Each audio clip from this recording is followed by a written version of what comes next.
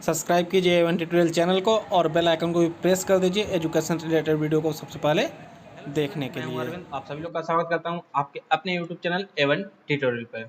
दोस्तों, आज हम बात करने वाले हैं, जैसा कि आप लोगों ने थंबनेल में देखा होगा कि यूपी बोर्ड का सिलेबस 30% कम हो चुका है। जिस बेस पर सीबीएसई का पेपर यानी सिलेबस कोरोना महामारी की वजह से 30% कम हुआ, उसी तरीके से यूपी बोर्ड का सिलेबस भी 30% कम हो चुका है। आज मैं उसी टॉपिक पे बात करने वाला हूँ कि किस सब्जेक्ट में कौन से चैप्टर से कितना या फिर कौन सा चैप्टर ही हमारे सिलेबस से हटा दिया गया है। आज उसी पॉइंट पे हम बात करने वाले हैं। दोस्तों, आप जानते हो कि इस कोरोना महामारी के कारण हमारा सत्र बहुत ही पीछे चला गया। जहां अप्रैल से सेशन स्टार्ट होता था, अभी तक कोई उम्मीद नहीं है कि कब से सेशन स्टार्ट होगा। ऐसे बात कही जा रही है कि 15 अगस्त से स्टार्ट हो जाएगा, बट इसकी कोई सुनिश्चित खबर अभी तक नहीं आई हुई है।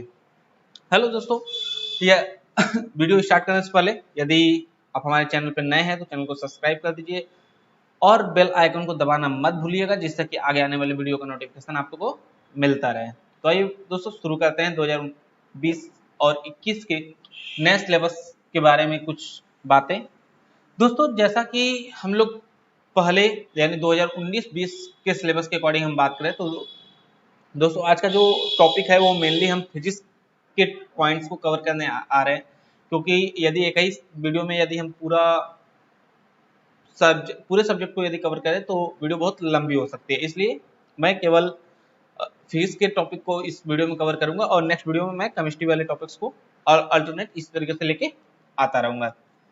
दोस्तों, आज हम बात करने वाले हैं क्लास 12 फिजिक्स के सिलेबस के बारे में कि फिजिक्स के सिलेबस में कितनी कमी की गई है। यानी कि फिजिक्स के जो सिलेबस थे, फिजिक्स में हम जितने भी चैप्टर्स पढ़ते थे, क्या उस चैप्टर्स में कमी हुई है, क्या वो चैप्टर्स खत्म किया गया है, उसमें से कुछ चैप्टर हटा दिया गया है, या फिर कुछ टॉपिक्स को रिमूव किया गया है जैसा सीबीएसई में किया गया है। तो आइए उसी के बारे में हम लोग पूरा जानकारी प्राप्त करते हैं। दोस्तों, जैसा कि 2019 और 20 के सिलेबस को हम देखें तो 2019 और 20 के सिलेबस के अकॉर्डिंग 2019 और 20 के सिलेबस के अकॉर्डिंग हमारे पास 9 यूनिट्स थे, जिसमें पहली यूनिट स्थिर वैद्युत की धारा विद्युत, धारा का चुंबकीय प्रभाव तथा चुंबकत्व, वैद्युत चुंबकीय प्रेरण तथा प्रत्यावर्ती धाराएं, वैद्युत चुंबकीय तरंगे, प्रकाशिकी द्रव्य और दैत्य प्रकृति, परमाणु तथा नाभिक, इलेक्ट्रॉनिक युक्तियां। ये टोटल 9 यूनिट है और 9 यूनिट के नंबर्स उनके सामने आपको दिख रहे होंगे। इस 9 यूनिट में हमें टोटल लगभग 27 चैप्टर हमें पढ़ने होते थे। दोस्तों, जो नया सिलेबस आया हुआ है गाइड, जो यूपी बोर्ड की साइट्स पर जो पीडीएफ फाइल्स अवेलेबल है, वहां पर जो हमने नया सिलेबस देखा उसके अकॉर्डिंग देखा जाए तो हमारे यूनिट्स में कोई कमी नहीं हुई है। यानी कि हमें जो 9 यूनिट्स पढ़ने थे वो आज भी हमें 9 यूनिट्स के रूप में ही पढ़ने हैं। यानी कि नए सिलेबस में कोई भी परिवर्तन हुआ है, लेकिन यूनिट में कोई भी चेंजिंग नहीं हुई है।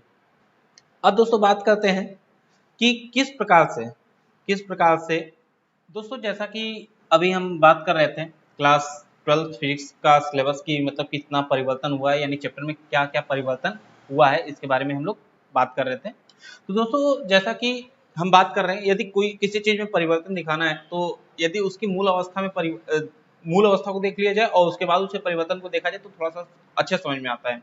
दोस्तों, जैसा कि आपके स्क्रीन पर दिख रहा होगा कि माध्यमिक शिक्षा परिषद Uttar Pradesh board of high school and intermediate education 2019-20, ये जो सिलेबस है वो 2019-20 का है। सबसे पहले हम 2019-20 का सिलेबस आपको दिखाते हैं, उसके बाद फिर हम आपको 20 और 21 के सिलेबस के बारे में भी बताएंगे। जैसा कि दोस्तों आपको स्क्रीन पे दिख रहा होगा, भौतिक विज्ञान कक्षा 12 पूर्णांक 100 नंबर, जिसमें से 70 अंक आपको आपके प्रथम प्रश्न पत्र से, यानी कि आपका जो रिटन एग्जाम है उससे आपको मिलेंगे और 30 अंक आपको जो है वो प्रयोगात्मक परीक्षा से मिलेगा। अब बात आती है कि दोनों में क्या परिवर्तन। जैसा कि दोस्तों हमने स्टार्टिंग में सिलेबस दिखाया कि जिसमें हमें 9 यूनिट पढ़ने थे। आप देखो पहला, जिसमें खंड क और ख करके दिया हुआ है, इससे कोई मतलब नहीं है, आपको केवल एक ही पेपर देना है, तो खंड ख और ख देख के आप लोग उससे भ्रमित मत होइएगा। ये यूपी बोर्ड का ऑफिशियल साइट जो है उसी से हमने डाउनलोड किया है और वहीं से ये आया हुआ है। जैसा कि आप देख रहे हैं कि खंड क में आपके पास 5 यूनिट है और 5 यूनिट के जो नंबर्स हैं टोटल करके 35 अंक आए हैं। ठीक है। और उसी तरीके से आप खंड ख देखेंगे तो खंड ख में आपको उसमें 4 यूनिट देखेंगे, यानी 5 यूनिट खंड क में और 4 यूनिट खंड ख में। टोटल यूनिट जो नंबर ऑफ यूनिट्स क्वांटिटी होगी वो कितनी होगी 9, जिसमें टोटल 35, उसमें 35 इसमें मिला के 70 नंबर के आपके सिलेबस होंगे। ठीक है दोस्तों, जैसा कि आपको दिख रहा होगा यहाँ पे हम बात कर लेते हैं अब चैप्टर्स के, कि आपको तो ये क्लियर हो गया कि आपको खंड क और ख में कितने चैप्टर पढ़ने थे, टोटल मिला के 27 चैप्टर पढ़ने हैं, यानी 9 यूनिट्स पढ़ने हैं। ये 2019-20 का सिलेबस है। तो अब बात कर लेते हैं कि 2020 और 21 में क्या परिवर्तन हुआ है। दोस्तों आप देखेंगे तो इसका फर्स्ट इकाई जो है, यानी यूनिट फर्स्ट जो है स्थिर वैद्युतिकी, इसमें आपको देखेगा कि वैद्युत आवेश, आवेश का संरक्षण, कूलाम नियम, दो बिंदु आवेशों के बीच बल, बहुल आवेशों के बीच बल, अध्यारोपण सिद्धांत था, सतत आवेश वितरण। उसी प्रकार से आगे बढ़ेंगे तो इसमें विद्युत क्षेत्र, विद्युत आवेश के कारण विद्युत क्षेत्र, विद्युत क्षेत्र रेखाएं, वैद्युत बल, वैद्युत द्विध्रुव के कारण वैद्युत क्षेत्र, एक समान वैद्युत क्षेत्र में द्विध्रुव पर बल आघूर्ण वैद्युत फ्लक्स। यानी फर्स्ट चैप्टर के जितने भी टॉपिक्स हैं वो सारे इसमें इंक्लूडेड है।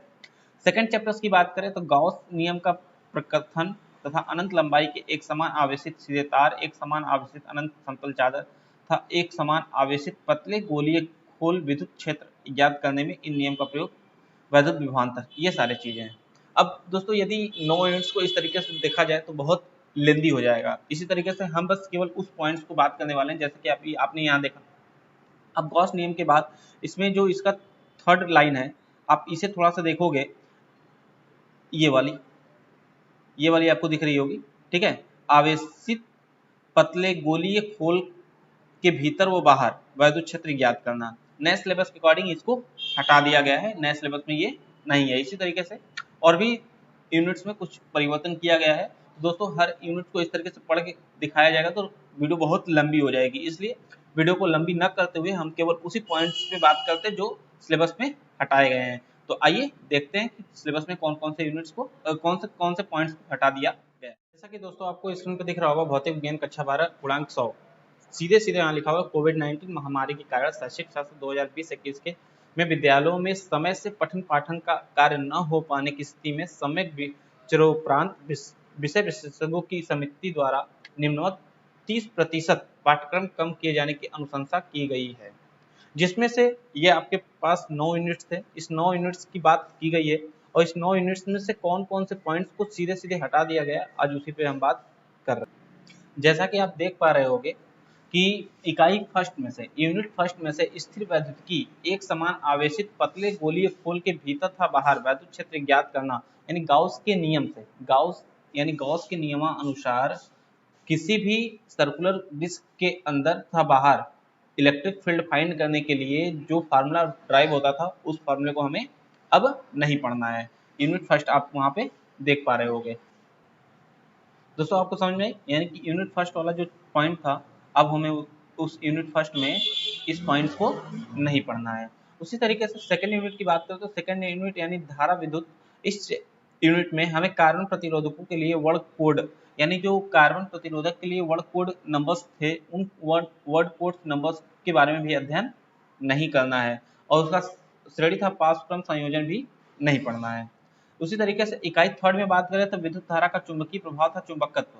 इसमें आप ये देख पा रहे हो कि चुंबकीय द्विध्रुव के कारण इसके अक्ष के अनुदिश था अक्ष के अभिलंब चुंबकीय क्षेत्र तीव्रता, एक समान चुंबकीय क्षेत्र में वैद्युत द्विध्रुव, क्षण चुंबक पर बल आघूर्ण चुंबकीय अवयव, अनुचुंबकीय, प्रतिचुंबकीय, लौह चुंबकीय पदार्थ, इन सभी चीजों को नहीं पढ़ना है। जो चुंबकीय पदार्थ का जो चैप्टर था, उस चैप्टर का लास्ट टॉपिक जो था चुंबकीय, अनुचुंबकीय, प्रतिचुंबकीय, इन सारे पॉइंट्स को भी अब हमें अध्ययन नहीं करना है।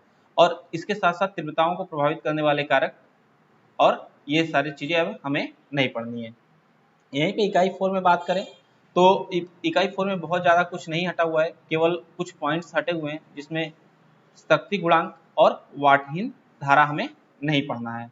इकाई 5 की बात करें तो विद्युत चुंबकीय तरंगे, जिसमें विस्थापन धारा की आवश्यकता, बस केवल एक टॉपिक यहाँ से हटाया गया है और उससे हमें नहीं पढ़ना है। तो आई होप आपको ये सारी बातें समझ में आ रही होंगी। आइए इसी क्रम में आगे बढ़ते हैं।